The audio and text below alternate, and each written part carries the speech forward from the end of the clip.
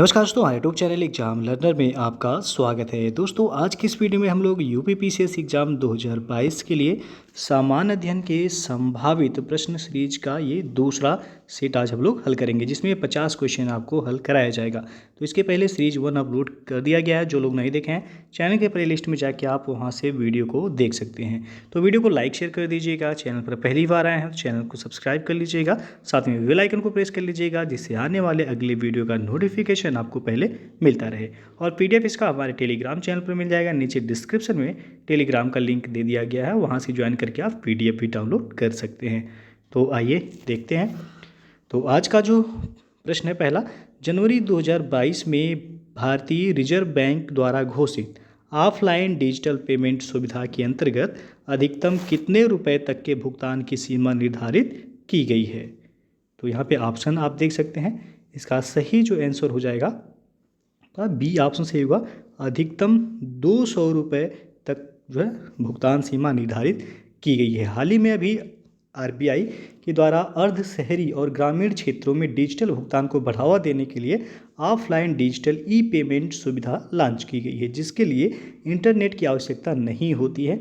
और इस व्यवस्था में एक बार में अधिकतम 200 रुपये का लेन देन हो सकता है और खाते में शेष राशि की भरपाई होने तक लेन देन की अधिकतम सीमा जो होगी वह आपका 2000 रुपये तक होगी अधिकतम सीमा।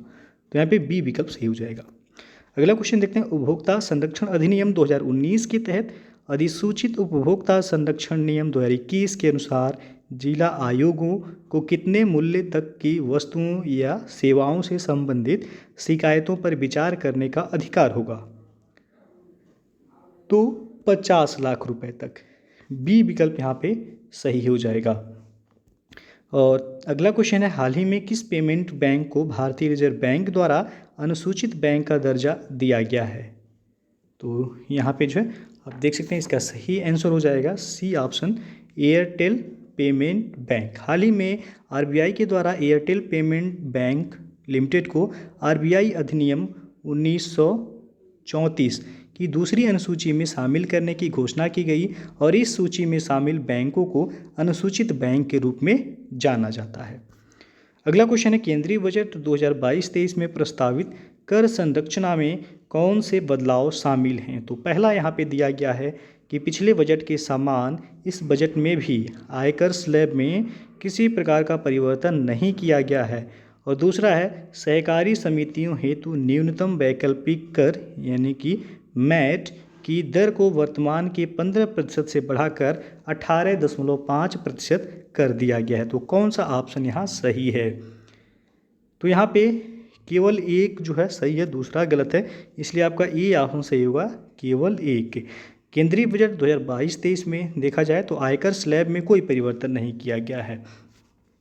और दूसरा जो है कथन दिया गया ये गलत है, क्योंकि जो है बजट 2022-23 में सहकारी समितियों के लिए न्यूनतम वैकल्पिक कर की दर को वर्तमान की 18.5% से घटाकर यह 15% किया गया है। तो इसमें उल्टा दिया गया है। तो ये ऑप्शन सही होगा, केवल एक सही है। अगला क्वेश्चन है, केंद्रीय बजट 2022-23 के संबंध में क्या असत्य है यानी कि गलत है। पहला दिया गया, अनुसूचित वाणिज्यिक बैंकों की 75 डिजिटल बैंकिंग इकाइयों की स्थापना का लक्ष्य रखा गया है। और दूसरा दिया गया, इसमें 2.5 लाख आंगनबाड़ियों को सक्षम आंगनबाड़ी के रूप में समुन्नत किया जाएगा। तो इसमें जो सही है आपका दूसरा जो है सही है। आपका यहाँ पे असत्य पूछा गया है, तो दूसरा क्या है वह आपका असत्य है। तो बी ऑप्शन सही हुआ, केवल 2 जो है। केंद्रीय बजट 2022-23 में देखा जाए तो अनुसूचित वाणिज्यिक बैंकों की देश के 75 जिलों में करीब जो है 75 डिजिटल बैंकिंग इकाइयों की स्थापना का लक्ष्य रखा गया है। दूसरा कथन जो है आपका इसलिए असत्य है क्योंकि केंद्रीय बजट 2022-23 में महिला एवं बाल विकास मंत्रालय के द्वारा एकीकृत कार्यक्रम मिशन, शक्ति मिशन, वात्सल, सक्षम आंगनवाड़ी और पोषण 2.0 को प्रारंभ किए जाने की घोषणा की गई है। और इस कार्यक्रम में करीब 2 लाख आंगनबाड़ियों को सक्षम आंगनबाड़ी के रूप में समुन्नत किया जाएगा। तो इसमें जो है आपका 2.5 लाख दिया गया, इसलिए गलत है यह। तो केवल 2 जो है असत्य है, असत्य पूछा गया था। अगला क्वेश्चन है, निम्नलिखित में से कौन सा इंजन पीएम गति शक्ति राष्ट्रीय मास्टर प्लान के 7 इंजनों में शामिल नहीं है? तो इसमें जो है आपका मेट्रो शामिल नहीं है। पीएम जो है गति शक्ति राष्ट्रीय मास्टर प्लान में आर्थिक परिवर्तन के जो है 7 इंजन शामिल किए गए हैं। इसमें है सार्वजनिक परिवहन पहला, दूसरा है जलमार्ग, तीसरा है लॉजिस्टिक और संरचना, और चौथा है रेलवे, पाँचवा है एयरपोर्ट, छठवां है पत्तन, सातवां है सड़क।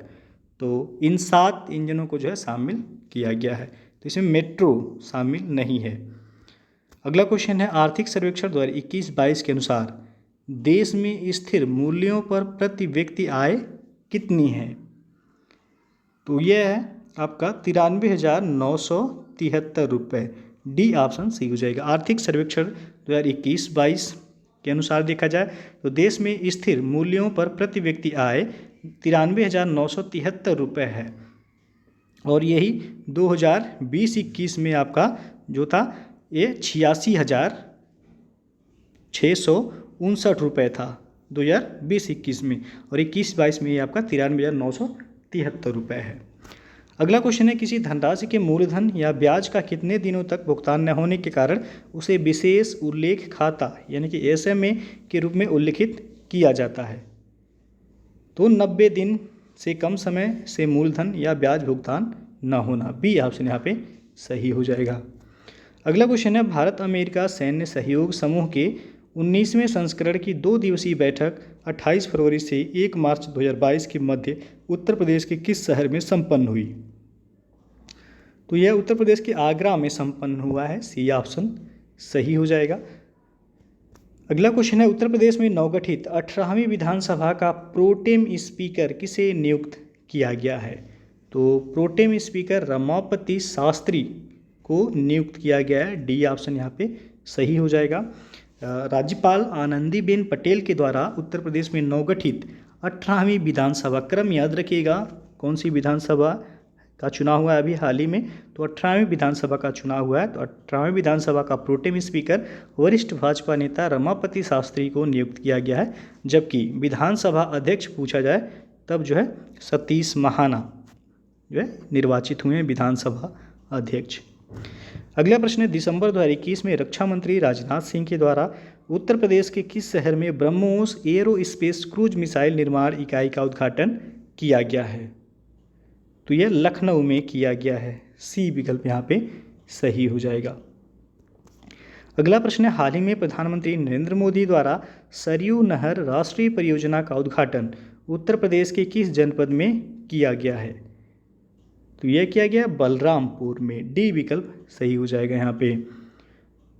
और अगला प्रश्न देखते हैं अक्टूबर 2021 में जीआई टैग यानी कि भौगोलिक संकेतक प्राप्त करने वाला रतौल आम उत्तर प्रदेश के किस जनपद में उत्पादित किया जाता है?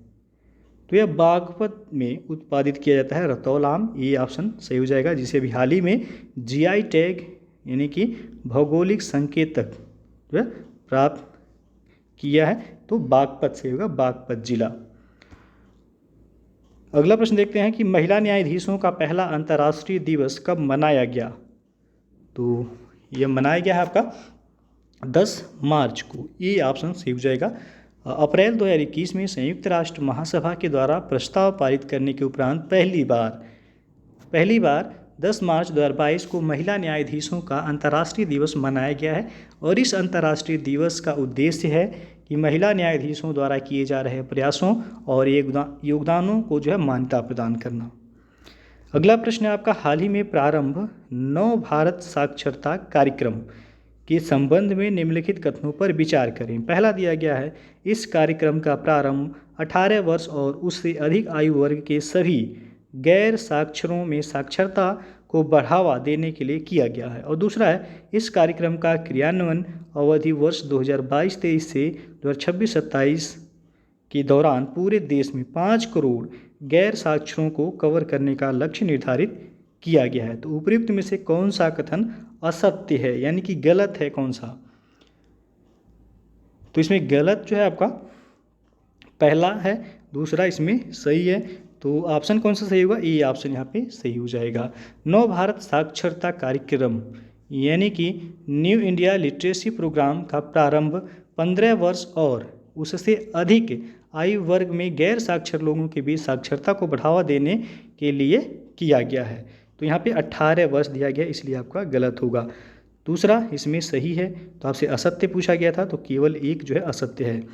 अगला प्रश्न है, अप्रैल 2022 में अंतर्राष्ट्रीय सौर गठबंधन यानी कि ISA में शामिल होने वाला 105वां देश कौन सा है? तो वह है नेपाल। डी ऑप्शन यहाँ पे सही हो जाएगा। अप्रैल 2022 में अंतर्राष्ट्रीय सौर गठबंधन यानी कि इंटरनेशनल सोलर अलायंस में शामिल होने वाला 105वां देश नेपाल है।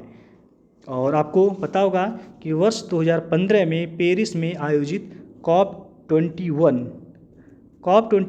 के दौरान जो है अंतर्राष्ट्रीय सौर गठबंधन की परिकल्पना जो है प्रस्तुत की गई थी।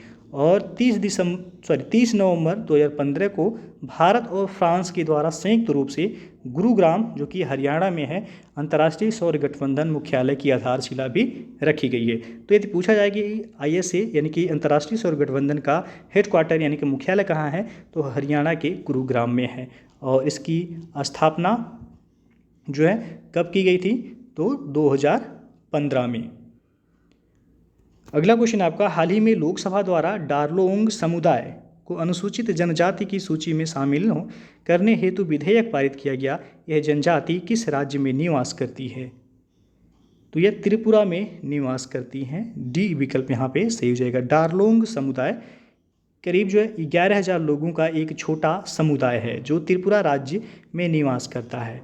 और अप्रैल 2022 में लोकसभा द्वारा संविधान जो है अनुसूचित जनजाति आदेश संशोधन विधेयक 2022 पारित करते हुए इस समुदाय को आधिकारिक तौर पर अनुसूचित जनजातियों की सूची में से शामिल किया गया, इसलिए इम्पॉर्टेंट है, ये पूछा जा सकता है। अगला क्वेश्चन है, प्रोसेस्ड स्टील स्लैग यानी कि औद्योगिक कचरा से सड़क बनाने वाला देश का पहला शहर कौन सा है? तो ऑप्शन आप देख सकते हैं, इसका सही विकल्प हो जाएगा सूरत, ये ऑप्शन। हाल ही में जो है सूरत प्रोसेस्ड स्टील स्लैग यानी कि औद्योगिक कचरा से सड़क बनाने वाला देश का पहला शहर बन गया है। और यह प्रोजेक्ट जो है waste to wealth and clean India campaign की पहल के अंतर्गत ये पूरा किया गया है। नेक्स्ट क्वेश्चन आपका, अप्रैल 2022 में प्रधानमंत्री नरेंद्र मोदी द्वारा सोलू कॉरिडोर ट्रांसमिशन लाइन का संयुक्त रूप से उद्घाटन किया गया। यह ट्रांसमिशन लाइन किस देश में स्थित है? तो यहाँ पे जो है आपको बता दें कि ये नेपाल में है सोलू कॉरिडोर ट्रांसमिशन लाइन। तो ऑप्शन यहाँ पे डी सही होगा, उपयुक्त में से कोई नहीं, क्योंकि नेपाल ऑप्शन में नहीं है। अप्रैल 2022 में प्रधानमंत्री नरेंद्र मोदी एवं नेपाली प्रधानमंत्री शेर बहादुर देउबा द्वारा संयुक्त रूप से 132 किलोवाट की सोलू कॉरिडोर ट्रांसमिशन लाइन का उद्घाटन किया गया है। और इस ट्रांसमिशन लाइन का निर्माण भारत सरकार की लाइन ऑफ क्रेडिट व्यवस्था के अंतर्गत नेपाल के सोलुखुम्बु तथा इसके आसपास ओखलढुंगा और उदयपुर में जल विद्युत परियोजनाओं से विद्युत वितरण करने हेतु यह किया गया है। तो नेपाल सही होगा यहाँ पे ऑप्शन में, जो कि नहीं है। अगला क्वेश्चन है, हाल ही में किस वैश्विक कंपनी द्वारा इंटरनेट सुरक्षा पेशेवरों की कमी को दूर करने हेतु साइबर सुरक्षा कौशल विकास अभियान प्रारंभ किया गया है?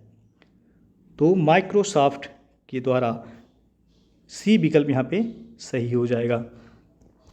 अगला प्रश्न है, अप्रैल 2022 में किस भारतीय संगीतकार को ग्रैमी अवार्ड प्रदान किया गया है? तो यह दिया गया है रिकी केज को, ये विकल्प सही होगा, काफ़ी महत्वपूर्ण है, याद रखिएगा, पूछा जा सकता है। अप्रैल 2022 में आयोजित 64वें क्रम भी याद रखिएगा, 64वें ग्रैमी अवार्ड्स में भारतीय संगीतकार रिकी केज को उनके एल्बम का नाम भी पूछा जा सकता है, डिवाइन टाइड्स। तो उनके एल्बम का नाम है डिवाइन टाइड्स के लिए ग्रैमी अवार्ड प्रदान किया गया है। अगला क्वेश्चन है, हाल ही में विश्व वायु गुणवत्ता डेटाबेस 2022 रिपोर्ट किस वैश्विक संस्थान के द्वारा जारी की गई है? तो जारी किया गया है विश्व स्वास्थ्य संगठन यानी कि WHO के द्वारा। और विश्व स्वास्थ्य दिवस कब मनाया जाता है? तो याद रखिएगा 7 अप्रैल को विश्व स्वास्थ्य दिवस के रूप में मनाया जाता है। और इसी के अवसर पर जो है विश्व स्वास्थ्य संगठन यानी कि WHO के द्वारा विश्व वायु गुणवत्ता डेटाबेस 2022 रिपोर्ट जारी की गई है। इसके अनुसार वैश्विक आबादी का लगभग 99% भाग व WHO द्वारा निर्धारित वायु गुणवत्ता सीमा से अधिक प्रदूषित वायु में सांस ले रहा है। और इस रिपोर्ट के अनुसार पूर्वी भूमध्य सागरीय और दक्षिण पूर्व एशिया क्षेत्र में वायु की गुणवत्ता वह वैश्विक स्तर पर सबसे खराब है। नेक्स्ट क्वेश्चन देखते हैं, भारत में सेमीकंडक्टर निर्माण के लिए गठित सलाहकार समिति का अध्यक्ष कौन है? तो इसके अध्यक्ष हैं अश्विनी वैष्णव। डी ऑप्शन यहाँ पे सही हो जाएगा। और एशिया के सबसे बड़े सीवेज ट्रीटमेंट प्लांट का निर्माण किस शहर में किया जा रहा है? तो ये नई दिल्ली में किया जा रहा है। ये विकल्प यहाँ पे सही हो जाएगा। और इस जो है प्लांट का निर्माण नई दिल्ली में यमुना नदी की सफाई हेतु किया जा रहा है और इस संयंत्र का निर्माण इस साल दिसंबर में पूर्ण हो जाएगा।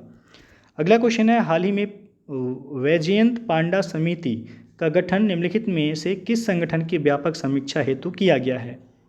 तो ये किया गया है NCC यानी कि राष्ट्रीय कैडेट कोर की समीक्षा के लिए। वैजयंत पांडा समिति का गठन रक्षा मंत्रालय के द्वारा NCC की व्यापक समीक्षा हेतु किया गया है। यह समिति जो है NCC कैडेटों को राष्ट्र निर्माण की दशा में अधिक प्रभावी ढंग से कार्य करने के लिए सशक्त बनाने के उपायों पर यह सुझाव देगी। अगला प्रश्न है, हाल ही में पृथ्वी विज्ञान मंत्रालय के द्वारा जारी रिपोर्ट के अनुसार किस राज्य की समुद्री तटरेखा सर्वाधिक तटीय अपरदन का सामना कर रही है? तो वह है पश्चिम बंगाल। डी ऑप्शन यहाँ पे सही हो जाएगा।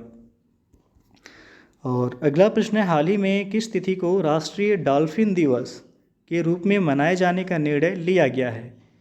तो 5 अक्टूबर को। बी ऑप्शन यहाँ पे सही हो जाएगा। हाल ही में 5 अक्टूबर को डॉल्फिन संरक्षण के लिए जागरूकता उत्पन्न करने के लिए प्रत्येक वर्ष 5 अक्टूबर को राष्ट्रीय डॉल्फिन दिवस के रूप में मनाए जाने का निर्णय लिया गया है। और DRDO द्वारा विकसित हेलिना क्या है? तो ये आपका एंटी टैंक गाइडेड मिसाइल है। डी विकल्प यहाँ पे सही हो जाएगा। किसके द्वारा ये तैयार किया गया है हेलिना? तो DRDO के द्वारा ये विकसित किया गया है, जो कि helicopter launch anti tank guided missile है। इसका सफल परीक्षण 11 अप्रैल 2022 को किया गया है। अगला क्वेश्चन है आपका, निम्नलिखित में से किस अधिनियम के द्वारा सांप्रदायिक आधार पर सिखों, भारतीय ईसाइयों, आंग्ल भारतीयों एवं यूरोपियों के लिए पृथक निर्वाचन की व्यवस्था दी गई थी? तो 1909 नहीं सही होगा, यहाँ पे 1919 सही होगा। भारत शासन अधिनियम 1919। भारत परिषद अधिनियम 1909 के द्वारा पृथक निर्वाचन के लिए आधार पर मुस्लिमों के लिए सांप्रदायिक प्रतिनिधित्व का प्रावधान किया गया था, केवल मुस्लिमों के लिए 1909 में।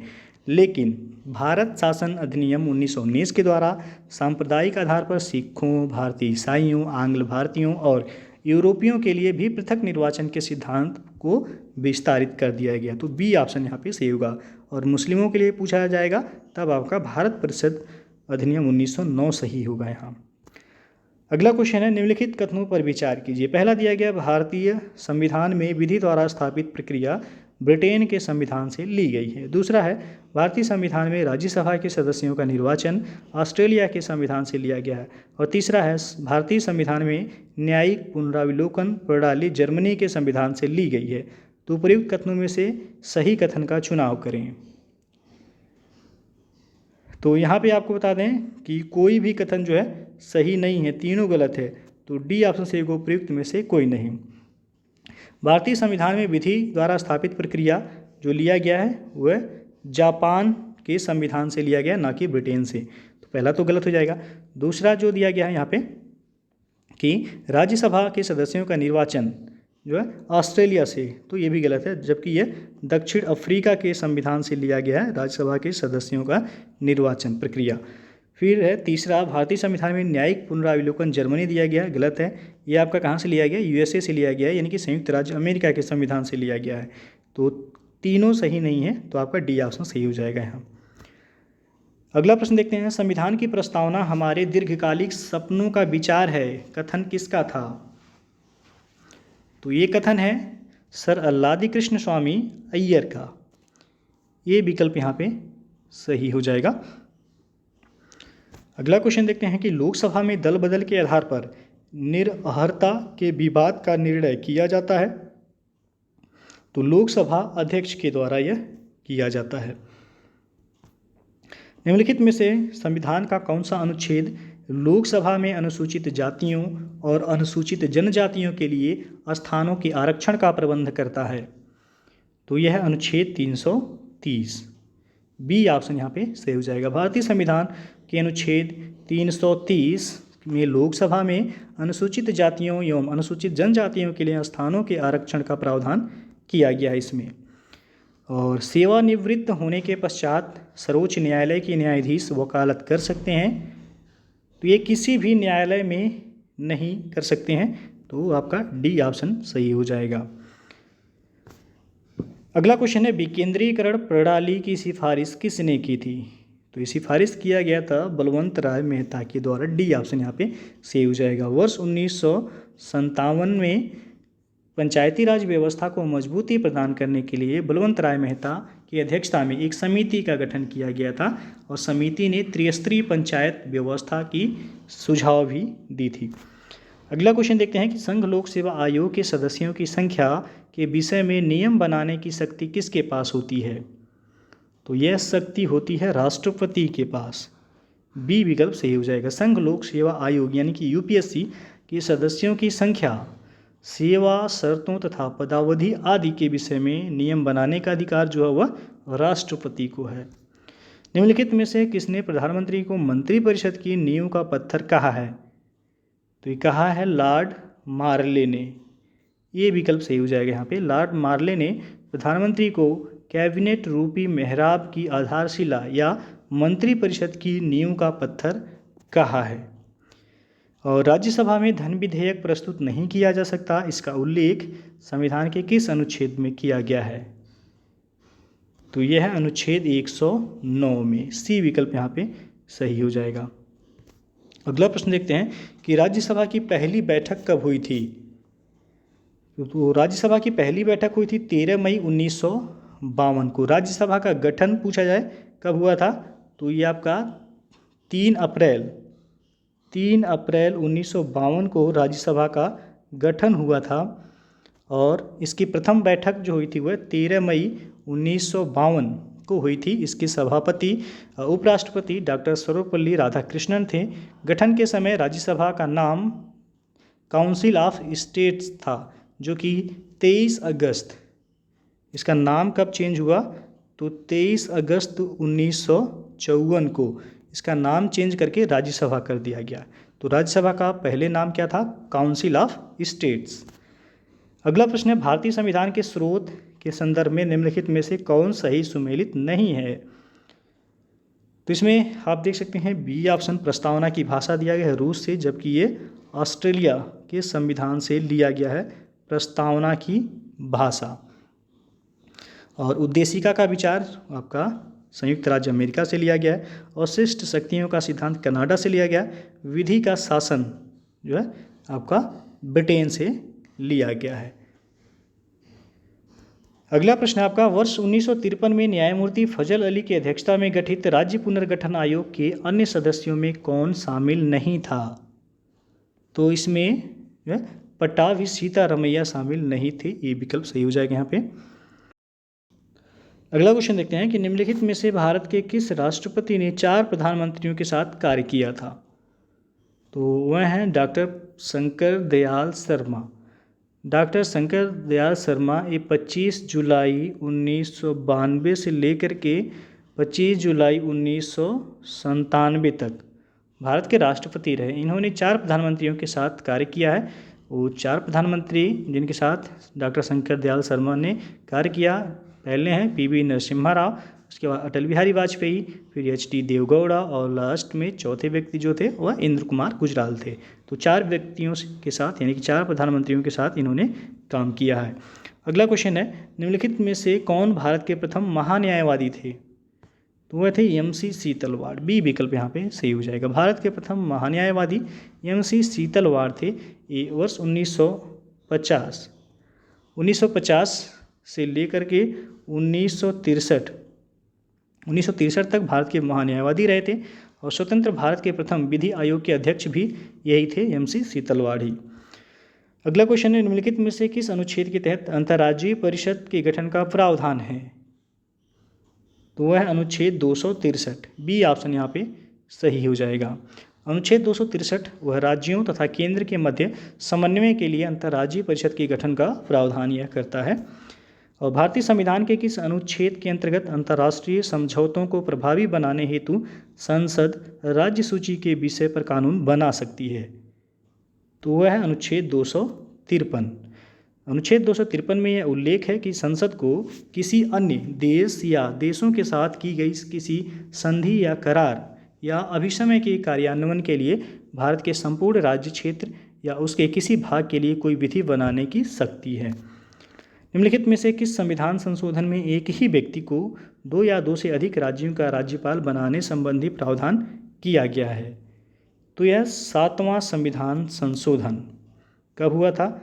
तो 1956 में यह प्रावधान किया गया कि एक ही व्यक्ति 2 या 2 से अधिक राज्यों का राज्यपाल बनाया जा सकता है। तो 7वां संविधान संशोधन अधिनियम 1956 में। अगला क्वेश्चन देखते हैं कि संविधान सभा में अनुसूचित जनजाति के कितने सदस्य शामिल थे? तो अनुसूचित जनजाति पूछा गया, यानी कि एसटी के कितने सदस्य थे संविधान सभा में? तो 33 सदस्य थे। बी ऑप्शन यहाँ पे सही हो जाएगा। संविधान सभा में यदि केवल महिलाओं की संख्या पूछा जाए तब 15 था, और वहीं पे यदि एससी की संख्या पूछा जाए संविधान सभा में कितने थे? तो 26 थे, और एसटी की संख्या कितनी थी? 33 थी। तो तीनों ही फैक्ट याद रखिएगा। अगला क्वेश्चन है, भारत के उपराष्ट्रपति का निर्वाचन एक निर्वाचक गण द्वारा किया जाता है जिसके सदस्य होते हैं? तो संसद के दोनों सदनों के सभी सदस्य। बी विकल्प यहाँ पे सही हो जाएगा। अगला क्वेश्चन है, निम्नलिखित में सही सुमेलित नहीं है कौन सा? 4 विकल्प दिया गया है, आपको बताना है सुमेलित नहीं है कौन सा। तो इसमें जो पहला दिया गया है बैरोग्राफ वायुमंडलीय दाब में परिवर्तन का मापन करता है, बिल्कुल सही है। दूसरा है क्रोनोमीटर ऊंचाई मापने का यंत्र, तो ये गलत हो जाएगा यहाँ पे। क्रोनोमीटर पानी के जहाज़ों में सटीक समय को ज्ञात करने वाला यह यंत्र है, ना कि ऊंचाई मापने वाला यंत्र। तो दूसरा जो है सही नहीं है। क्रायोमीटर निम्न ताप मापने का यंत्र है, सही है। साइक्लोट्रॉन कृत्रिम मौसम उत्पन्न करने वाला यंत्र है ये। और अंतिम प्रश्न देखते हैं आज का, पदार्थ के अणुओं की गतिज ऊर्जा यानी कि काइनेटिक एनर्जी निम्नलिखित में से किस अवस्था में सर्वाधिक होती है? तो यह होता है आपका गैसीय अवस्था में। सी विकल्प यहाँ पे सही हो जाएगा। तो दोस्तों ये था आपका जीएस के संभावित प्रश्नों का दूसरा सीरीज। तो वीडियो अच्छा लगा हो लाइक शेयर कर दीजिएगा। चैनल को सब्सक्राइब नहीं किए हैं तो चैनल को सब्सक्राइब कर लीजिएगा, साथ में बेल आइकन को प्रेस कर लीजिएगा जिससे आने वाले अगले वीडियो का नोटिफिकेशन आपको पहले मिलता रहे। तो वीडियो को पूरा देखने के लिए बहुत बहुत धन्यवाद।